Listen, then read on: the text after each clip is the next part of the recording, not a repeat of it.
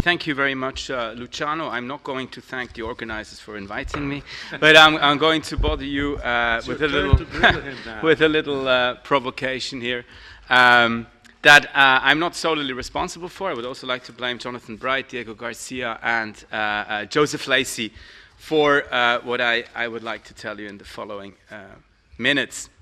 The topic is the transnationalization of European election campaigns in the Internet age. And our point of departure is that, well, European elections are indeed a series of national elections. In 2014, there will be 28 national elections held at the same time. There is clearly no transnational campaigning going on of any kind of significance, and we believe that we're facing an imperfect European voting space. Now, what do we understand by voting space? We rely on Joseph's definition that has been recently published in an article in BJ Polls. For him, this corresponds to the totality of procedural devices employed by a democratic community that formally open up the main institutions of political decision-making to the input of individual citizens through the ballot. In simple terms, it means that this is the explicit legal basis that specifies not only the conditions under which votes are organized and held, but also the precise sense in which particular institutions are related to the voting procedures. Now, the problem that the European voting space is, in this sense, facing is twofold. It is both a state-centric polity and it is a lingua-centric polity. With state-centricism, we mean, of course, that the national parties in these EP elections primarily campaign on national issues, and that will likely dominate the European elections also in 2014, with the supranational issues being sidelined and largely invisible to the citizens. Linguocentrism refers to what Will Kymlicka once called about European politics, that is, according to him, overwhelmingly politics in the vernacular. So this is to say that the peoples of Europe engage politically in their own linguistically determined space and in their own linguistically demarcated public spheres, but that hardly leads to formation of a common European discourse. And so these two problems taken together create what one could call a polity of ignorance, where citizens from different states lack the understanding of each other's perspectives and the issues and institutions that functionally bind these issues together. All right, there have been quite a few solutions advanced to overcome these problems. And one of the more famous ones recently has been proposed by a colleague of Gerald Häfner, by Andrew Duff, a Liberal Democrat in the European Parliament, an influential voice from the UK, who proposes to overcome that state-centricism and linguocentrism, to have European parties campaign Europe-wide for seats that are given to these parties on a European constituency basis. So that we have 25 seats in the European Parliament out of the 751, I think it is now, that would be assigned in one single European constituency, with the vehicle for this to happen being the European parties. Now, we have our doubts about that. We think that the push is going in the right direction, but we think that the Euro parties, they are sometimes called, are not the right vehicles for that. They're weak organizations. They cannot really do this. And we have a different proposal, and it's the one of a transnational voting space that would rely its implementation on two preconditions. First of all, yes, treaty change, but Duff's proposal as well. People would have to be given the right to vote beyond their borders. And what we propose, a little bit provocatively here, is that you would need a transnational type of voting advice application that would help you find your party. The research question that we are asking ourselves is, what are the potential implications for voters were they actually allowed to choose a party outside their country? And as I mentioned, the tool would be this kind of transnational VAA that would potentially help us overcome the linguocentric limitations of the current EP election campaign dynamics, where every party is leading its campaign in its tongue of the country it is competing in, and it would allow, therefore, for some kind of indirect campaigning that is based on a set of comparable issues across the entire continent.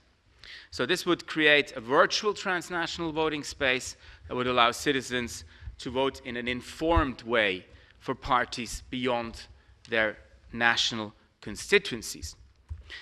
Now, this would have consequences, of course. Our normative argument would be that, yes, voters would be better off in terms of representation, and we've just seen in our piece we referred to Urbinati and Young and all the others, that in terms of representation, a better match of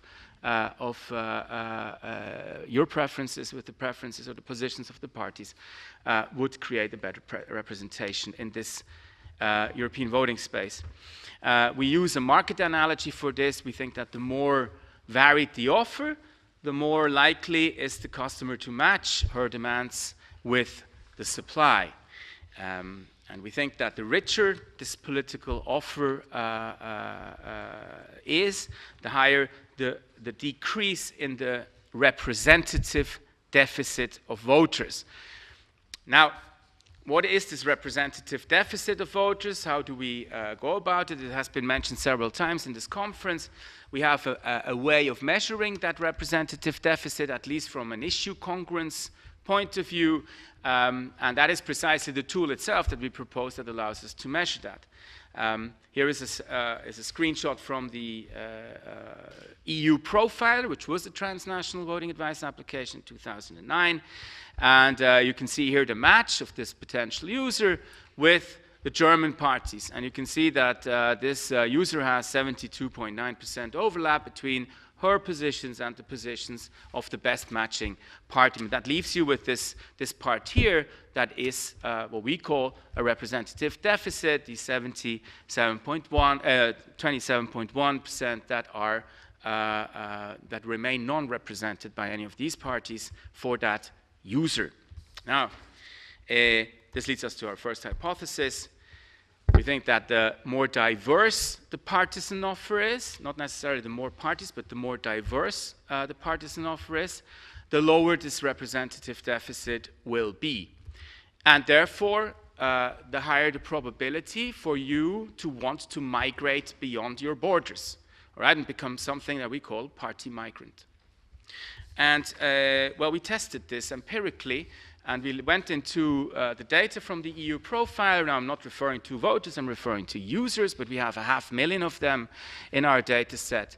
And we calculated the average representative deficit for a Dutch user, a Belgian user, a Danish user, etc., etc. And you see there's quite some variance here. In the Dutch context, the average Dutch user has a 22.8% representative deficit, a smaller part of mismatch between this user's preferences and the preferences of the parties. And in Poland, however, it's almost double that figure. Now, based on that, you can do lots of calculations, and we did that, and we came up with this measurement of potential party migrants per country. So this is a proportion of users of that tool that will be better off, electorally speaking, in another country. And in the Dutch case, it's still a majority. 55% of the Dutch users would still be better off somewhere else than in the Netherlands when they compare their preferences with the offer.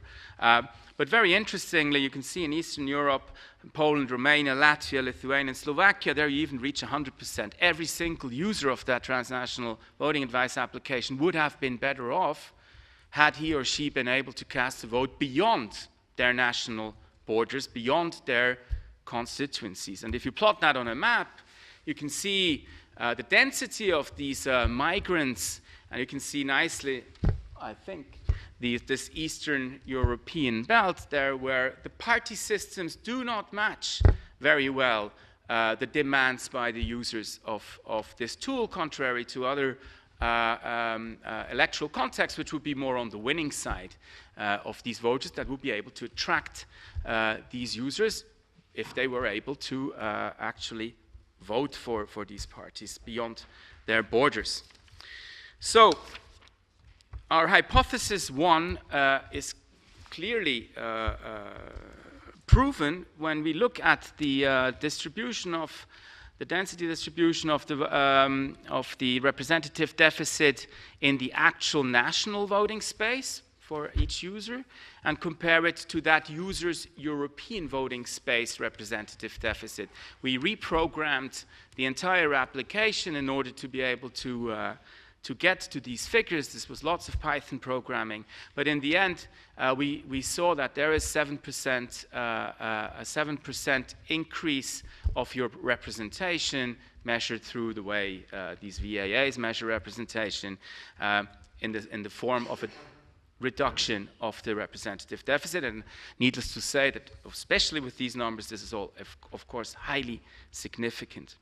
Now, we also wanted to, if I still have a few minutes, I wanted also to explain, oh, very good. So we still wanted to find out whether this may be causing some kind of active demand. Would people actually like to go beyond their borders in an election if they could go beyond a border of their national constituency? And this EU profiler had this funny feature that it allowed people to compare their views in the national party system with all the parties in Europe. So they could actually actively look at that, whether they would be better off elsewhere than in their country. And this is now, of course, self-reported, observational data, etc. We're aware of it, but we asked this question: did the EU profiler make me want to vote for a party in another country? We were asked that in the immediate aftermath of the, well, in the immediate screen following basically the results in the extra questionnaire, and you find a dazzling 18% of real, so to say, party migrants. So 82% of these users said, I'm not interested in, even if I was better off, I want to vote within my country. I know the candidates, I know the parties, there's a history, I'm socialized, etc., etc. Of course, that's the majority.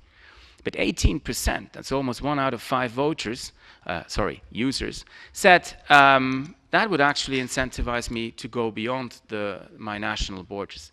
So we took that as the dependent variable and tried to explain that. And for explaining that, we have a hypothesis, and it's again linked to this representative deficit.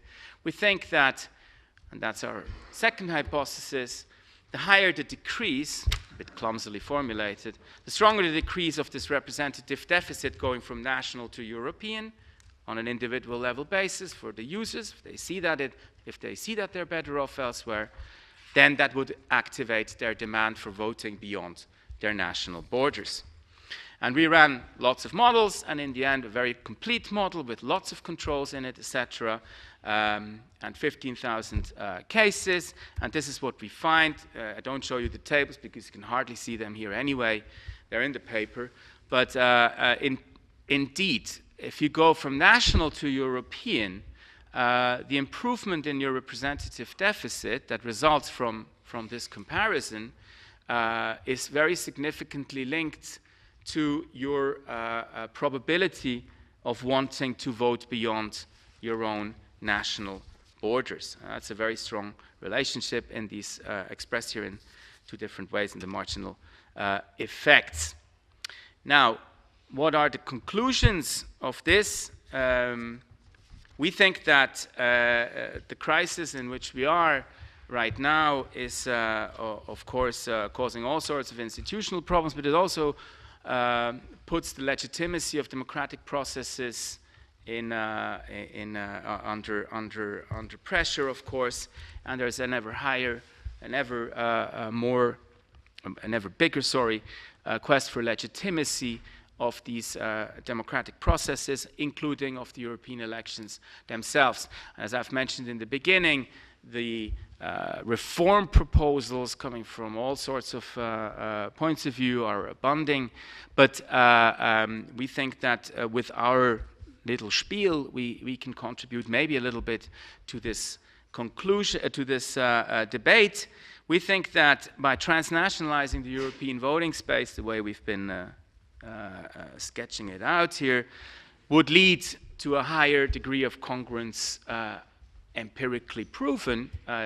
Users would find a party that better matches them from a policy perspective, from their political views and the policies they're standing for. But it would also leave, from a normative point of view, we think, beyond the polity of ignorance. Europe could go beyond this polity of ignorance and come up with some kind of a polity of transnational awareness, where people are not simply ignorant of each other anymore in political terms, but where some kind of European public sphere, transgressing this lingua-centrism and state-centrism that I mentioned in the beginning, would be made possible with two smaller changes. One in the voting rules, simply saying you could vote beyond your borders. Of course, it would have to have all sorts of adaptations in terms of seats, etc. And the second one, a little technological aggregator of policy preferences that would run at the same time in all of Europe. Thank you.